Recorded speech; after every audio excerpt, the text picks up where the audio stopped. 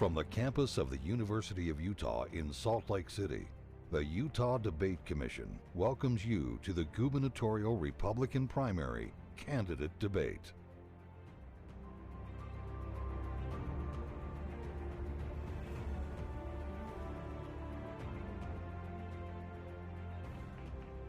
Good evening, and welcome to tonight's debate with Republican primary candidates running to be Utah's governor. I'm Caroline Ballard of KUER NPR Utah. It's my pleasure to moderate tonight's discussion, sponsored by the Utah Debate Commission, an organization dedicated to educating voters and encouraging the civil exchange of ideas. The candidates are Spencer Cox and Phil Lyman. If you are watching or listening live, you're welcome to send your reactions and questions on social media to the hashtag UTDebates. The format for this debate is as follows. Each candidate will have a predetermined time to respond to the questions, and on occasion there will be rebuttal time. A random drawing held prior to the debate determined that candidate Lyman will get the initial response to the first question. We'll then alternate turns on the remaining questions throughout the debate. All right, let's get started. And opening with this first question, as predetermined, we'll go to Mr. Lyman. So starting us off, what is it about you specifically that makes you the best person for this job? Thank you, Carolyn, and it's good to be here tonight. Thomas Sowell said, if you want to help people, tell them the truth. If you want to help yourself, tell them what they want to hear. And I've kind of taken that in my CPA firm as a mantra. Do people want the comforting myth or the harsh reality? And I'm willing to tell people the harsh reality. That's kind of what I do. And in Utah, we've got some harsh realities that we need to face. There's a lot of collusion, a lot of corruption that takes place in the policy making of Utah. These things that I've observed both at the county level, it's at the federal level, and at the state level, those things lead to bad policies that actually end up hurting people's lives.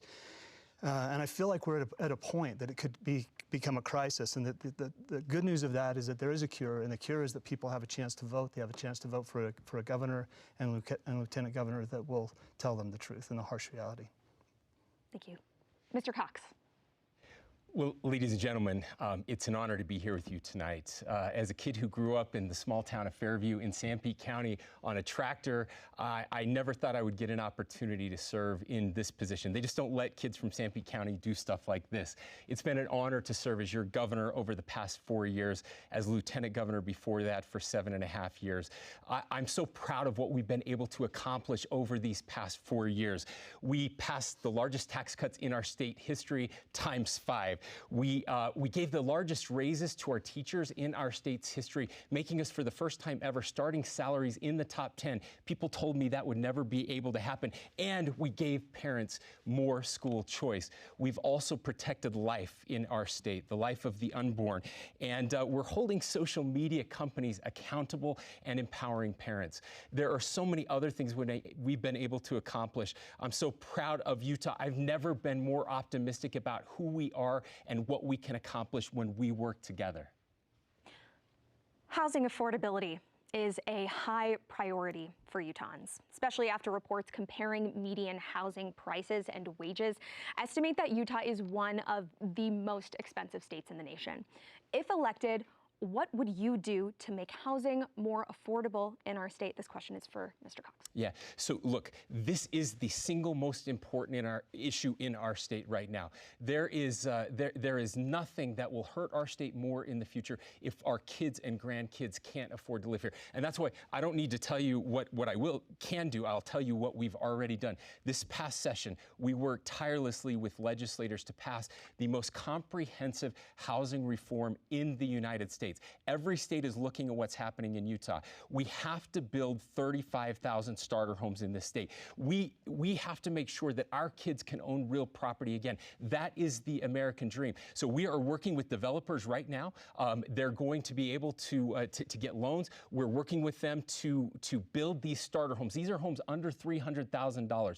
That's where we're headed. That's what we're going to do. Look, this is a problem across the United States. It's a problem in every state. It's a problem in the developed world. Brazil, Canada, the UK, everyone is struggling. Only Utah has the solutions, and you're going to see these homes start being built starting in just a few months. Mr. Lyman, same question. If elected, what would you do to make housing more affordable? Well, this is the comforting myth that we like to tell ourselves is that government is going to fix this problem. The truth is that free market principles are going to fix this problem. We have land in Utah. Senator Lee has got a Houses Act that will transfer some of that public land that makes sense, make it available to young people who want to build a house, who can't afford a house. Yeah, a median house price of $546,000. There is no way that young kids coming out of college can afford to have a house on a single family income or even on a double family income. We've got to do something to address the regulation costs. Right now, if you want to build a single family home, it's almost impossible because all of the incentive is to build high density housing in population areas that are already densely populated, or to build commercial buildings, or to go and build large mansions for people who can afford to pay for those. It's the small people that are getting left out. It's the average homeowner that's getting left out, and that's because of the policies that we put in place, and throwing money at it is not going to fix the problem. Utah continues to grow rapidly. It's also one of the driest states in the country. What can the state do to guarantee sufficient water supplies for people moving here now and for future generations? Mr. Lyman. Yeah, we do live in a desert, and so we're always cognizant of the water that we're using. We recognize that it's a limited resource. We have about 60 million acre-feet of water that fall on the state of Utah. We divert about 6 million feet of that, so a small percentage of that gets diverted into our reservoirs and our pipelines. Infrastructure is needed. We can divert more of that if we had the resources to do it. A healthy forest generates more water than an unhealthy forest. All of these things we run into are roadblocks the federal government puts in our way because we can't go on the forest to clean up the forest. We can't build the pipelines and the reservoirs that we need to supply that additional water. So instead, we go and we start spending more taxpayer money to buy up the water shares of alfalfa farmers, denigrating our alfalfa farmers. And when what we should be doing is improving our forests, improving the water supply, improving our infrastructure that delivers that water to the people in Utah. That's the solution that we've got. That's the solution that is going to fix this problem. Mr. Cox. Yeah, look, this is one of the issues. We are a fast-growing state because we have kids and grandkids, and they need to be able to live here. I'm so proud of what we've done with water over the past couple years. We have changed over 180 years of water law in our state, and we are protecting our ag community. $250 million in investment in ag optimization so that our farmers can continue to grow more food with less water. That's freeing up water for development, for our kids and grandkids so that they can live here. I'm proud of how Utahns have responded. There's been a true sea change in the way we are approaching water. People understand that we do live in a desert. They're changing their habits. One of the most incredible things happened, Caroline, I have to share this with the people. Last year we had the greatest water year in our state's history, and every single expert told me that water usage would go up in a wet year, as it always has, and it did not. For the first time in our state's history, in a wet year, water usage stayed flat because we are changing it. Over $1 billion in investment from the legislature over the past 2 years in water conservation. We are surviving in this desert. Mr. Cox, we should move on. With the Dobbs case, the U.S. Supreme Court returned the regulation of abortion to the states. We've seen a wide range of new laws nationwide, and that's caused some concern for Republican voters. Do you believe states should control abortion laws, and what should Utah's laws be? Mr. Cox. Well, Utah's laws should be exactly what they are.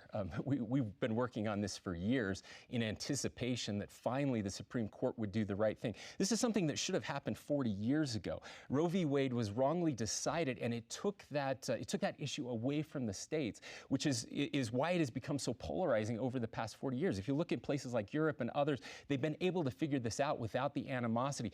Finally, we have a Supreme Court that did the right thing in returning this to the states. And we have worked very closely with the legislature to implement, again, we're protecting life, implement new laws that will protect life in our state. Now, there is a lawsuit going forward. We feel confident that we're going to win that lawsuit, but we've already taken care of this. So this is what states are supposed to do. The federal government is way too involved in major decisions. This is one that should be left to the states, and I'm really proud about Utah's solution.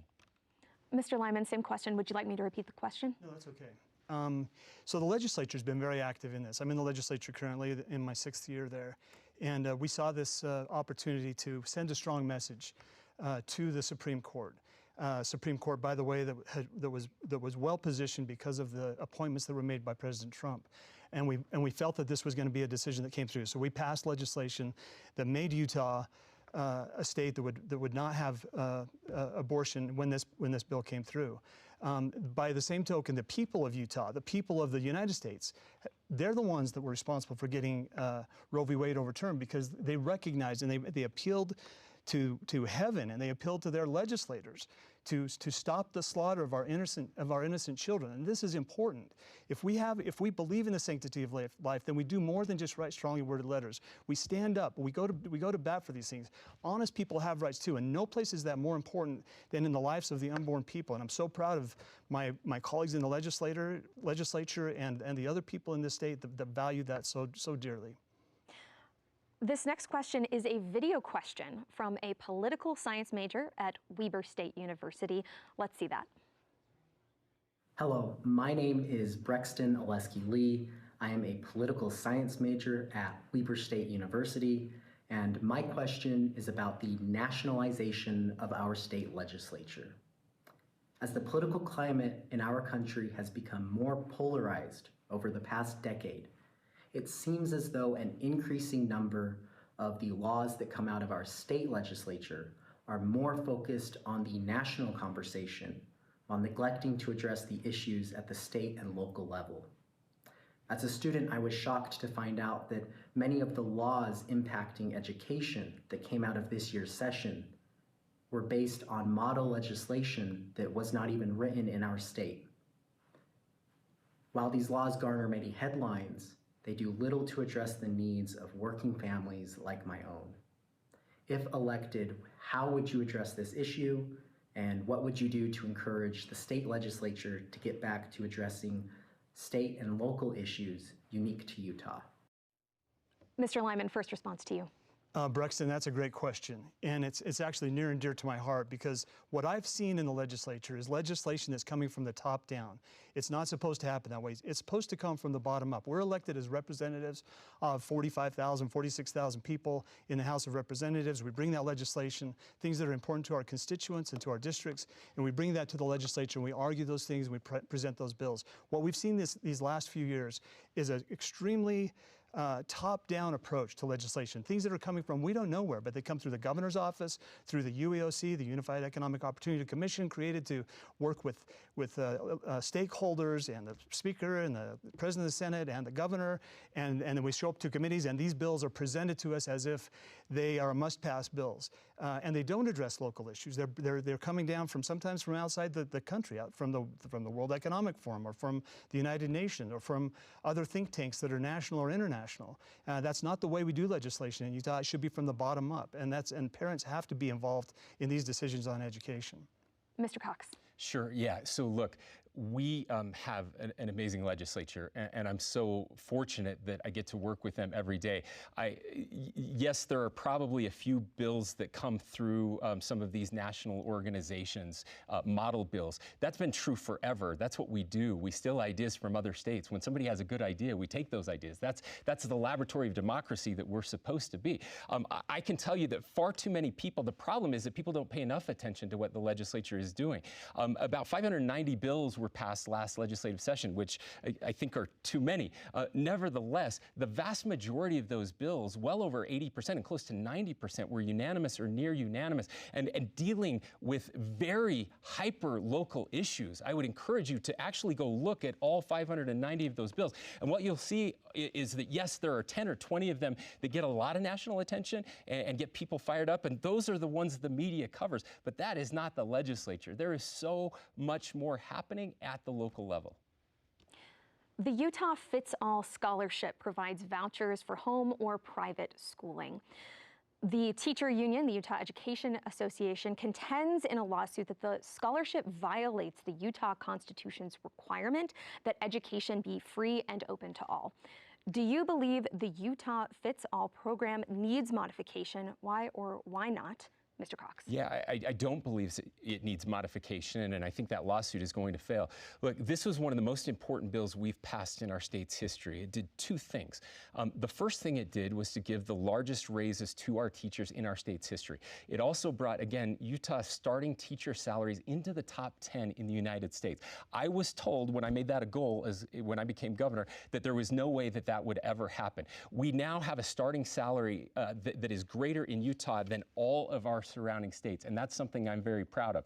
The second thing that it did was to provide more school choice for those students who need it. Sadly, private school, other options have only been the purview of the wealthiest in our state. What we did was set aside a very, very small portion of the overall funding for education in our state to help those families who need other options, families who are struggling, kids who are being bullied, kids who need special access that they just can't get otherwise. We were able to do both of those things, and it's something every Utahn should be proud of. Mr. Lyman, do you believe the Utah Fits All program needs modification? There are probably some tweaks that need to happen to the Utah Fits All, but it's a good program. The idea being that the money follows the student. So if the parents want to pull their children out of a public school and put them in a charter school or homeschool them, then they will keep the money themselves. And it was a small amount of money that was earmarked for that. The one thing that I'd like to see more on that is more autonomy with these parents and more involvement with their public schools. It's a sad commentary in our system, in our state school board and our 42 school districts and school boards. There's a little bit of a regiment that's taken place there where people are coerced to stay in line and to stay in line with the school board and with the agenda. If we could push that in power back to the parents, back to those local community school councils, the parent councils for each of those schools, I think instead of having parents pulling their kids out of school, taking that money with them, they would be saying, we want to keep our kids in the public schools. My children are a product of public schools. We loved it, and we would love to see more parental involvement and more kids staying in the public school system. For our next question, we have another video question from a political science major at Utah State University. Here's that question. My name is Bruce. I'm a political science major at Utah State University. Thanks for taking my question. I wonder what you think about mandating more serious and nuanced study of government in our high schools and at our universities, since that seems to me like really striking at the heart of our problems. We need citizens who can engage responsibly and effectively with government. Mr. Lyman. Well, thanks, Bruce. And that is an interesting question. When we start to tell the schools what they need to teach and what the curriculum needs to be, we start to walk a fine line. I go back to these parental councils to say, what is it that you want in your schools? What would you like to have these students taught? Yes, students should understand what it means to be American. One of the things it means to be American is that we are free to think and free to do these things. I'm not a big fan of mandating a lot of things on teachers. I'm not a fan of mandating a lot of things on schools. I am a fan of parents being involved. I'm a fan of teachers listening to their students, drawing out from those students who they are as an individual, letting them express themselves in a way that is fulfilling to them, and let them know that in this world, especially in this country, you have freedoms. And that if we teach the kids that, if we teach them about, that is what the Constitution teaches. And if we teach them, number one, that they are free in America, I think that they would start naturally to learn about the Constitution, learn about the Declaration of Independence, learn about these things, and take a big interest in what makes this country so great. Mr. Cox. Yeah, Bruce, thank you for that question, and go Aggies. It's nice to see a fellow Aggie asking a really important question. First of all, I want to give a shout out to our public schools. I'm so proud of our public schools. My kids, too, are products of our public schools. We have some of the best teachers in the world right here in the state of Utah. And the answer to your question is absolutely yes. Yes, we do need more civic education taught in our high schools, our middle schools, our elementary schools. We do need the next generation of Americans to understand who we are as a country and why we are as a country. We need them to understand the founding documents of this country, including the Declaration of Independence, and this idea that our freedoms, that are these rights, these God-given rights, they don't come from a king, they don't come from government, they come from on high, and it's government's job to protect them. And among those are life, liberty, and the pursuit of happiness. And those are the values that our kids need to learn so that they can make proper choices, so that they can lead us as we move forward as a country. I'm desperately worried about what's happening on college campuses. We need better civic education. Mr. Cox, let's move on. The International Olympic Committee is expected to make its final vote in July on whether Salt Lake City hosts the 2034 Winter Games. Yesterday, organizers released their first budget estimates for those games. Total projected costs are just under $4 billion, but Olympics frequently go over budget. If the games do return, what should Utah's financial responsibility be to host the Winter Olympics? And Mr. Cox. Yeah, this is the easiest question we'll get all night. Utah's financial responsibility should be zero, and it will be zero. That's the best part about the Olympics coming back. Look, you guys, this is incredible, an incredible opportunity for our state. The second time we hosted the Olympics in 2002. It was the most successful Winter Olympics in history. Did not go over budget. In fact, there was a windfall that came to the state of about $100 million. We very wisely took that money and invested it back into these Olympic venues, so that if we had to, we could host the Olympics 6 months from now. We are the first state, the first country in the history of the Olympics that won't have to build a single venue. All of this is going to be paid for by sponsorships. It's not going to cost the tax dollars a single penny, and we should be proud of that. I can't wait to represent the state of Utah in Paris on July 24th, a special day for Utah, when I will be there and the final vote will be taken, and with any luck, we'll be signing that agreement to bring the Olympics back to Utah in 2034. Mr. Lyman, same question.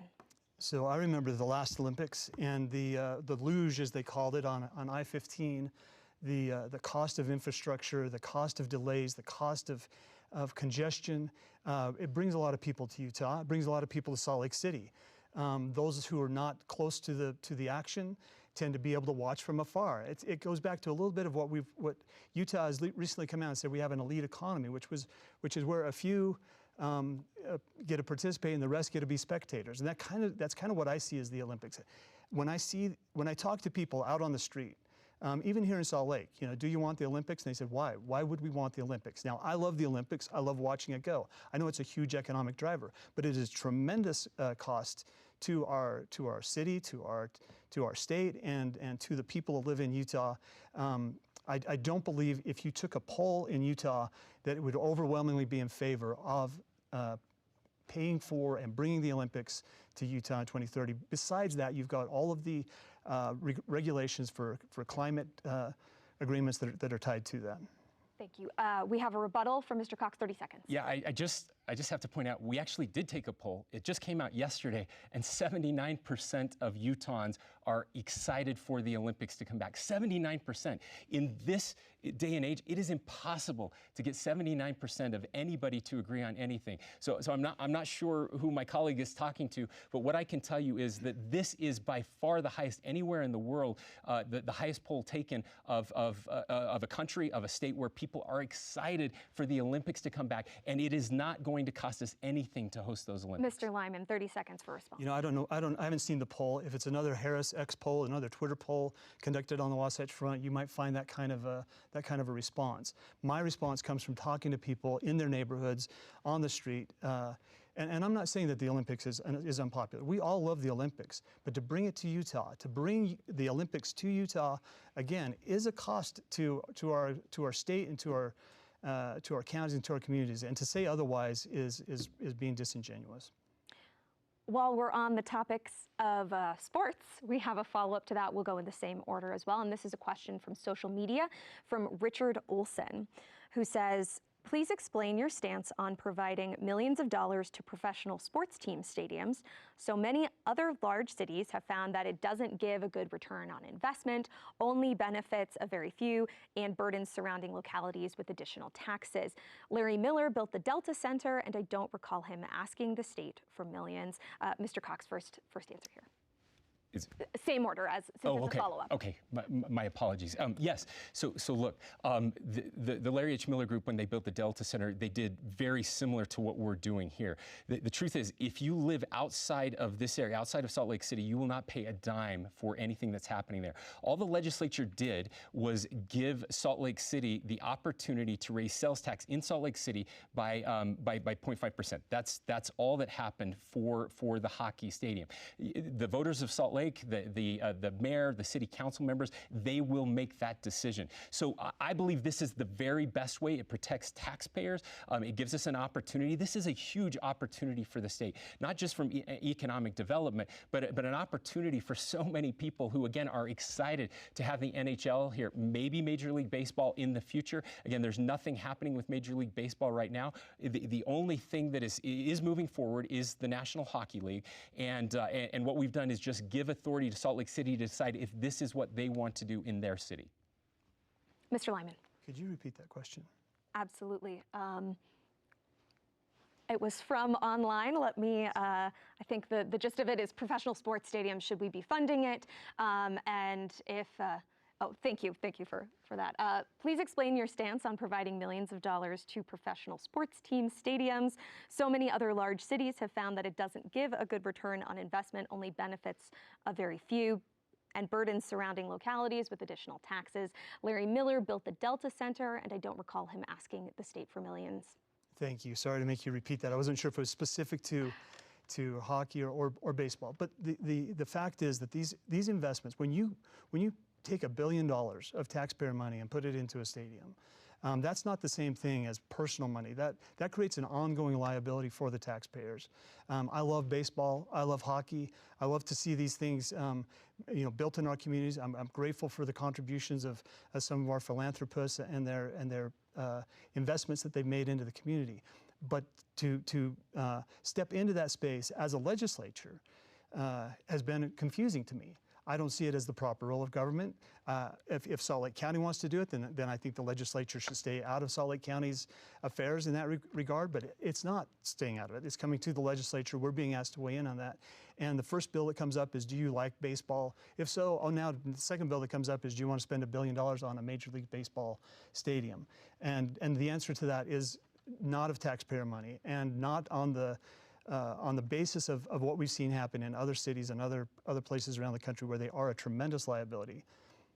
We have now reached the halfway point of the debate featuring the Republican candidates for Utah's governor. Once again, I'm Caroline Ballard. We encourage you to submit questions during this live broadcast. Use the hashtag UTDebates on social media. Now, let's get back to the debate. We have another question from online. This comes from Rob Norbut in Salt Lake City, who asks, what is your stance on the BLM, the Bureau of Land Management, and U.S. Forest Service restricting public land use in Utah? What is your stance on public land use in Utah, camping, hunting, OHV, and free-range cattle use? This first question goes to Mr. Lyman. You know, when I got into the legislature a few years ago, the buzzword up there was transfer public lands. Transfer the federal lands to the state ownership. And I said, well, that happened. That was 1896. That's what that little boundary means that defines the state of Utah. Utah was given jurisdiction. Prior to that, we were a territory. We didn't even elect our own governor. What I've seen happen is that the state has a level of jurisdiction that they're unwilling to assert. For example, on roads, the state owns the roads across BLM land, the state and the county, 100%, with no federal involvement in those roads at all. Yet we don't assert that. And if someone does assert it, they don't get the backup from the county, from the state, that they should have. The same thing on these public lands. I believe that there's a healthy tension right now. We love our public lands. We love that in Utah. When the federal government has ownership and the state has jurisdiction, that creates a tension that benefits the individuals. When the federal government starts to exercise too much jurisdiction, that's a problem for the individuals. I think the same thing would happen if you transferred all of the ownership and jurisdiction to the state. You'd start to see more of this cronyism and mismanagement. Thank you. Same question, Mr. Cox. Yeah, look, the federal government is out of control. I think both my opponent and I, when we ran for the legislature, we ran on this issue those of us from rural Utah understand better than anyone what the federal government is doing to limit and destroy our access to federal lands. The BLM, the Forest Service, these are supposed to be managed for multiple use. Unfortunately, they're being mismanaged. Roads are being closed. We right now have literally thousands of lawsuits on opening roads, and more to come, more in the future as we're working with the Attorney General. We've sued the Biden administration over 60 times just in the past few years, and many of those are related to our public lands, and there are more of those to come as well. We cannot let a federal government based in Washington, D.C., and that has been taken over by extreme environmentalists make decisions that are keeping us from being able to go out and camp and hike and hunt and do the things that we have done for generations on public lands. We know how to protect and manage these public lands better than anyone in this country. Thank you. Rebuttal, Mr. Lyman, 30 seconds. Yeah, you know, suing the federal government is not a good option. And this is what they've done with our roads. They close the roads, and then we're expected to go and sue until those roads are adjudicated, they're off limits. I passed a bill this last session that says if the federal government does not follow the adjudication of that road in advance, then the state will consider that road open and free to the people. It's an important thing because we're closing 317 miles of roads in Grand County right now, hundreds of miles in Kane County, Uintah County, all over the state. The state has got to step into this space and say, we're just not going to do it. A lawsuit is not enough. We've got to say no. Thank you. Mr. Cox, 30 seconds. Well, look, a lawsuit is exactly what we have to do. That's where we get the adjudication, and we have a Supreme Court that we know for the first time in a long time is going to be much more sympathetic to our pleas and to the legal arguments that we need. And this is so much bigger, again, than any one road. We're talking about national monuments, millions of acres that have been locked up to prevent Utahns from using them, to prevent Utahns from having the opportunity. Now, look, we need to protect our national parks, those iconic places, absolutely, but we need to make sure that the people of Utah get access to those lands. Thank you. As the head of Utah's executive branch, to what degree should a governor employ aggressive rhetoric in pursuit of the administration's goals? Do policy successes outweigh preserving interpersonal niceties? This goes to Mr. Cox. Well, look, several of these questions, and far too often we get presented with false choices. This is one of those questions that is absolutely a false choice. Look, I'm very proud to be a conservative Utahn. I'm proud of what we have been able to accomplish throughout the course of our administration. But I also believe the way we do things matter. And I'm so proud of the way we have been able to conduct ourselves, the way we treat people with dignity and respect, while also passing some of the most important and conservative legislation anywhere in the country. So being a governor is a heavy weight. I don't just represent Republicans. I represent the entire state. I represent everyone.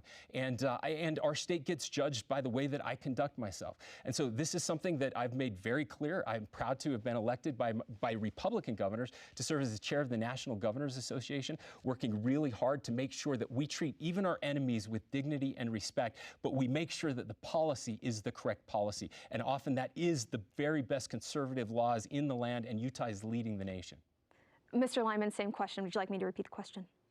If you wouldn't mind. As the head of Utah's executive branch, to what degree should a governor employ aggressive rhetoric in pursuit of the administration's goals? Do policy successes outweigh preserving interpersonal niceties? Thank you. The truth is you've got external forces who are not using fair tactics to try to take away what belongs to Utah. They're trying to lock up our energy. They're trying to lock up our land. They're trying to shut down our industries. They sue our counties. They go after our people. They raid the homes of our people. They hurt people's lives. And if we say, well, we should use polite words when we talk to these people, I'm not against polite words, but there's a point where we have to use aggressive rhetoric. I'm a huge fan of governors who speak candidly and frankly. Ron DeSantis comes to mind. Kristi Noem comes to mind. Utah should have a governor who stands up for the people, who speaks frankly, who is understood. And at the end of that conversation, people should know exactly where he stands on these issues. I've looked at governors in the past in Utah. I've told the federal government to back off, to stand down, and the federal government does it. That's what we've got to be able to do, and we've got to recognize that this is not an organic thing. These agencies, the federal government is being weaponized by people that we would never allow to make policy decisions for Utah. How do you balance the need for immigrant labor against the need for a secure border? And this first response goes to Mr. Lyman. Yeah, the key term in illegal immigration is illegal.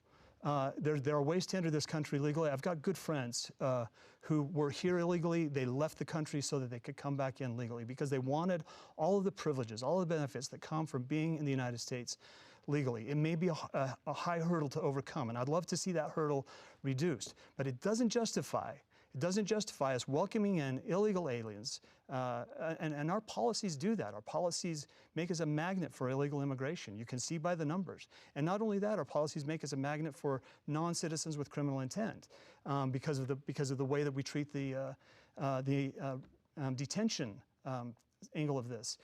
We've got to take a more aggressive stance. We've got to be able to deport those people. And our policies should be able to distinguish between a mother who's a refugee and a person who's here, a predator with fentanyl dealers. And somehow we seem to lump all of those together when we're talking about policy. And that is not what good policy does. Mr. Cox, same question on balancing the need. Yeah.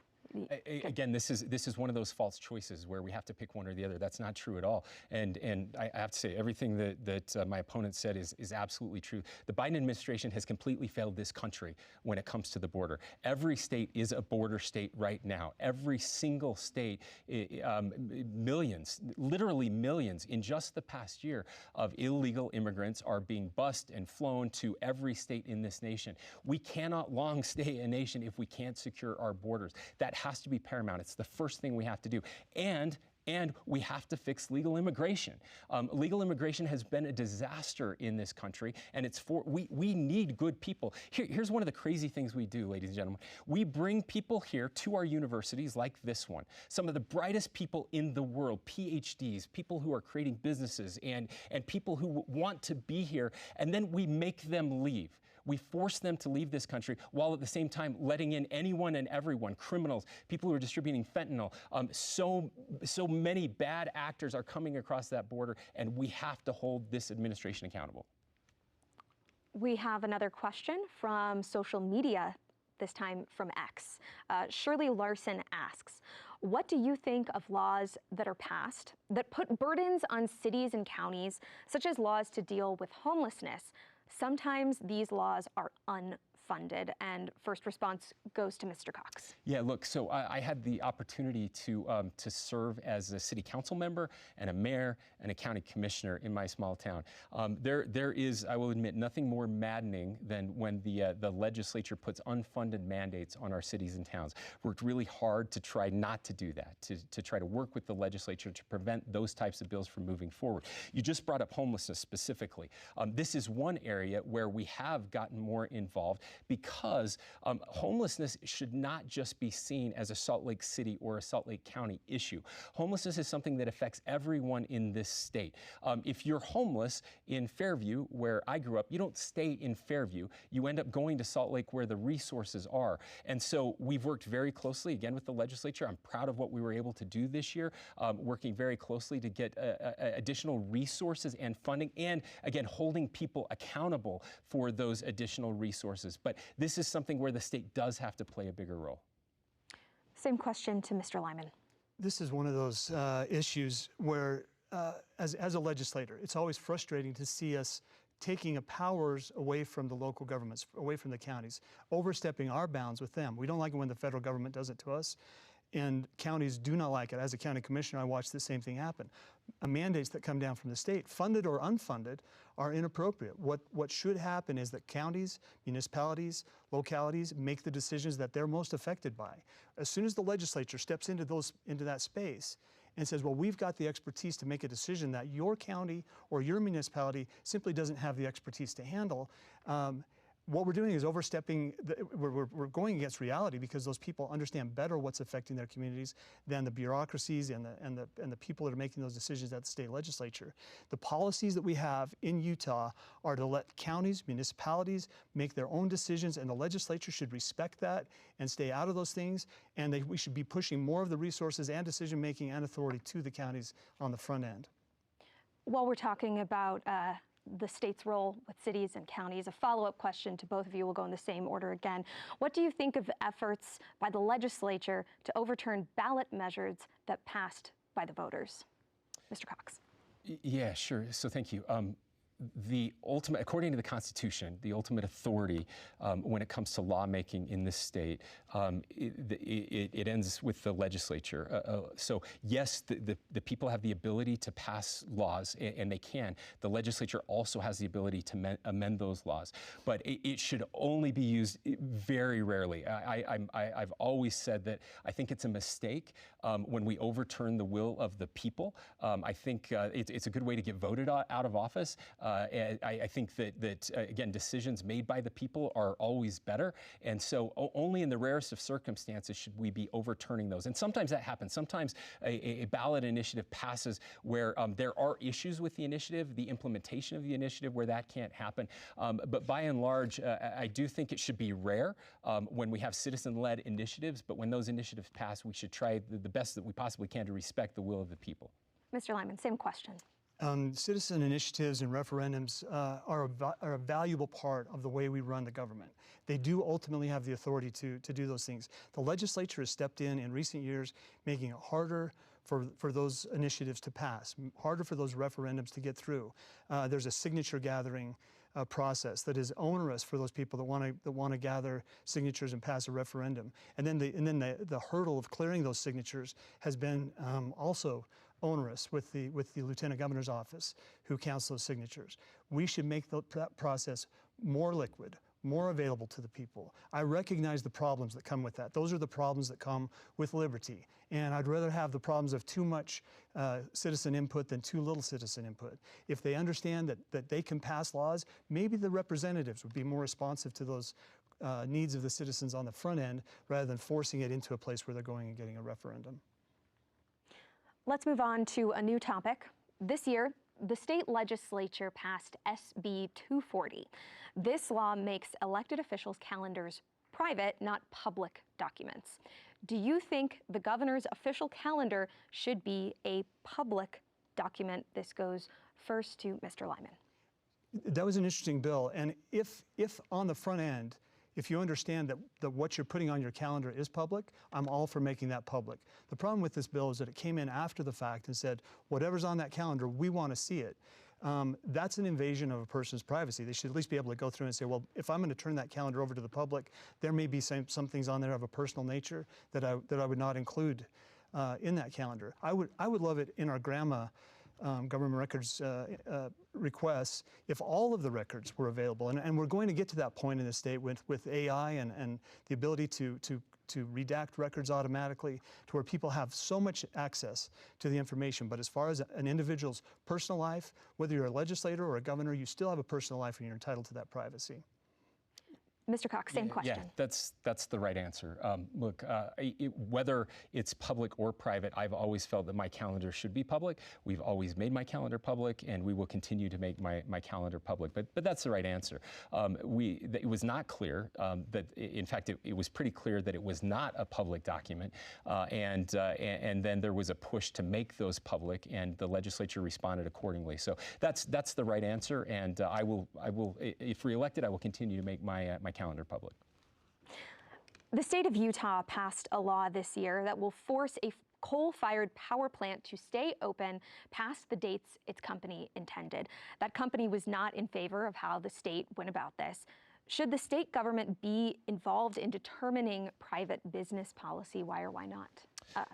first to Mr. Cox. Yeah, so in general, the state government should not get involved in private affairs.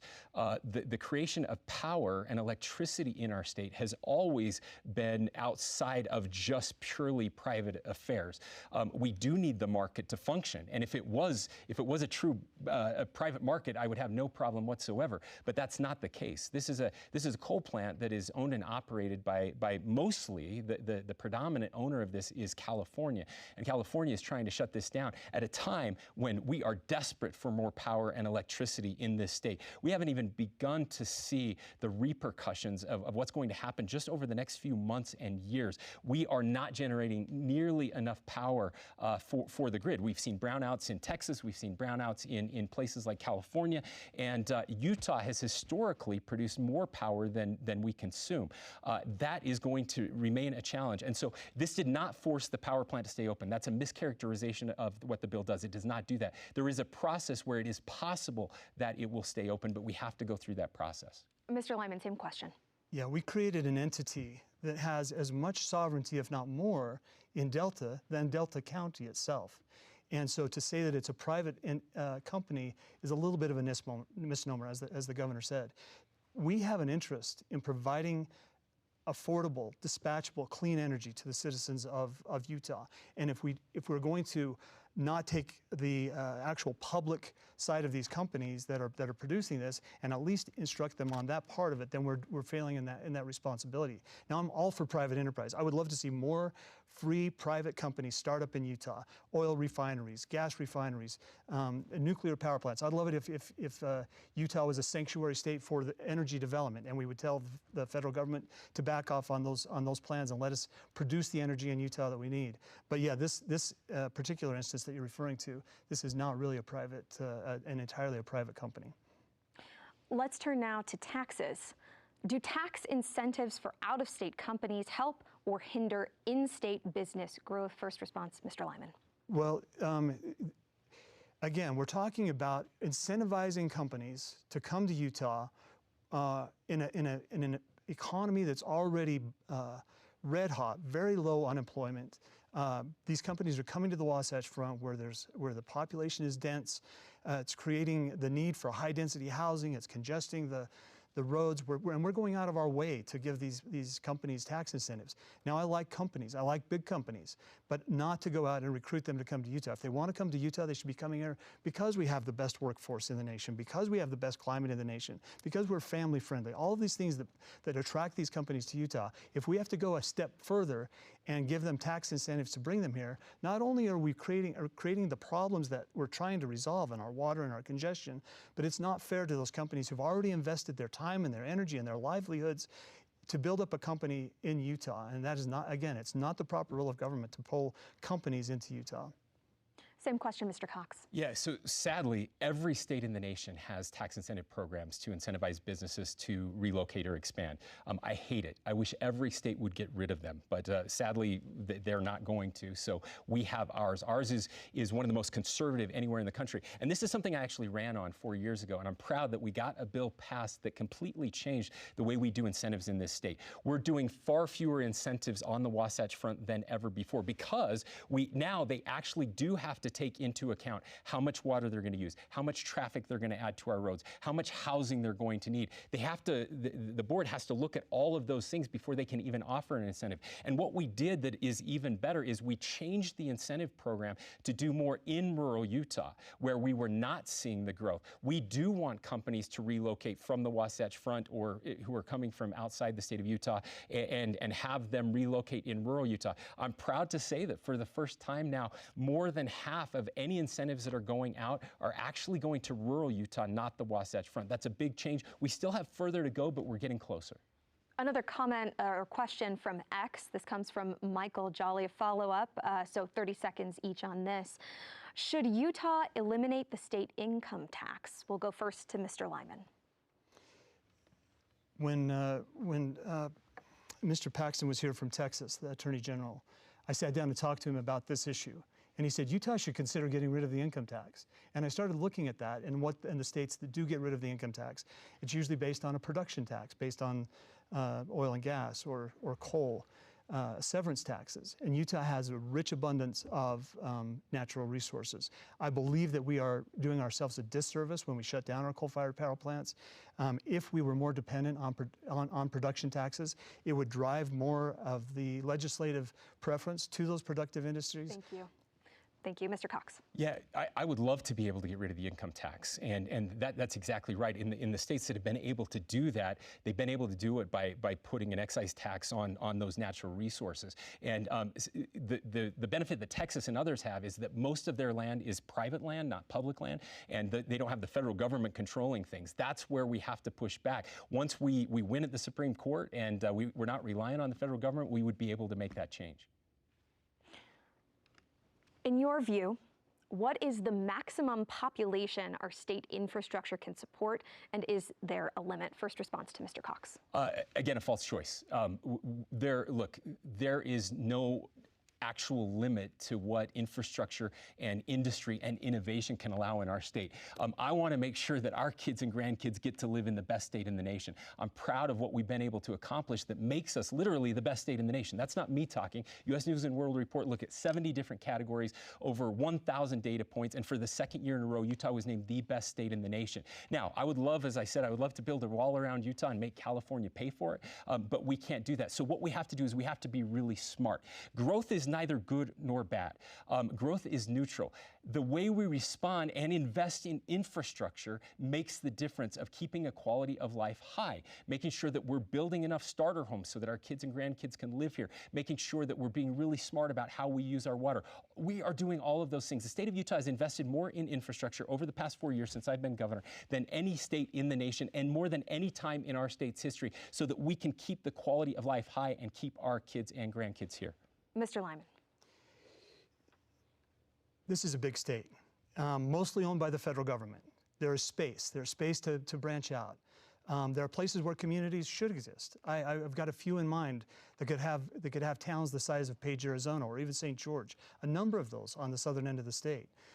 We owe it to those communities to allow them to grow and to evolve in their own natural, organic way. As soon as government comes in and says, well, you can't build here because of some endangered species or because of some environmental hazard, and you must build here because we're going to throw a bunch of money into this, or we want people into these urban areas. And this is what we've seen.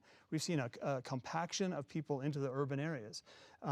Utah is one of the most urban states in the nation. Even though we have all of this land, most of the people live in the city, and we occupy 1 or 2% of the land mass for our communities. We could definitely expand that out and provide the infrastructure for a lot of growth. We'll move now to a short answer portion, 15 seconds for each response. First question, how much of the state's water should go to alfalfa production? Mr. Lyman. Alfalfa, those farmers that grow alfalfa are the ones that created that water supply. And we don't ship the water off when we ship off the alfalfa. It's dry alfalfa. Anybody that's hauled hay knows that that's the case. I applaud our alfalfa farmers, and the more water they're putting on that alfalfa, the better, I say. Mr. Cox. Yeah, alfalfa is a wonderful crop for our state. It survives drought because you can dry it up. So in the dry years, alfalfa farmers stop watering. We cut our farm production by 75% 2 years ago during the driest time of the year. We save water. We built those water systems. Our alfalfa farmers are a godsend to the state, and I'm proud to be one of them. We've now reached the end of the debate. A random drawing held earlier determined that the first closing statement would go to candidate Phil Lyman. And now, Mr. Lyman, your closing statement. You know, I love this state. I love living in Utah. I love this country, and I love the Republican form of government that was guaranteed to us by Article 4 of the Constitution. And that is a government where the people are empowered. The Declaration of Independence recognizes the importance of the individual, of the person, that just by virtue of our birth, we're entitled to inalienable rights of life, liberty, pursuit of happiness. A state that doesn't push back against the federal government is not a state. They are an administrative subunit of the federal government. They don't do a service to the people. They don't do a service to the United States. We need strong governors who will push back against federal encroachment, who will recognize the division of powers between the legislative and the executive branch within the state, who will recognize the importance of county government, recognize the value of our sheriffs, and push that authority and all of those resources to the local level where they can do the most good. That's what I have a vision for Utah. That's what Utah deserves. And now, Mr. Cox, your closing statement. Ladies and gentlemen, thank you so much for giving me and Abby and Lieutenant Governor Henderson the honor of a lifetime to serve as your governor over the past 4 years. A few weeks ago, I was with one of the most successful business people in the country, and he said, "You know, you have a built-in advantage in Utah." I said, "Well, what's that?" And he said, your people. Everyone I've ever met from Utah is intelligent. They work really hard. They are honest. They love their neighbors and their communities, and they care about their families." We kept talking, and then he said to me, "You know, those are Utah values, but they used to be American values. We need Utah's values to be American values again." Ladies and gentlemen, we live in the greatest state, in the greatest country on earth. I am so proud of who we are, that is our brand. When people look at Utah, that is what they see. Our country is desperate for that kind of leadership. Our country is desperate for Utah's values. Thank you for what you are doing to keep Utah the best state in America. Thank you, candidates Spencer Cox and Phil Lyman, for participating tonight and for your dedication to public service. Election Day is Tuesday, June 25th. Contact your county clerk if you have any questions about making your vote count in this election. We greatly appreciate PBS Utah for donating the production facilities to broadcast this debate. We're also very grateful for the Larry H. and Gail Miller Family Foundation, Zions Bank, the George S. and Dolores Dore Eccles Foundation, and the Stewart Family Foundation for their generous support of the Utah Debate Commission. This debate and others from previous years are available online at utahdebatecommission.org. I'm Caroline Ballard. Thank you and good night.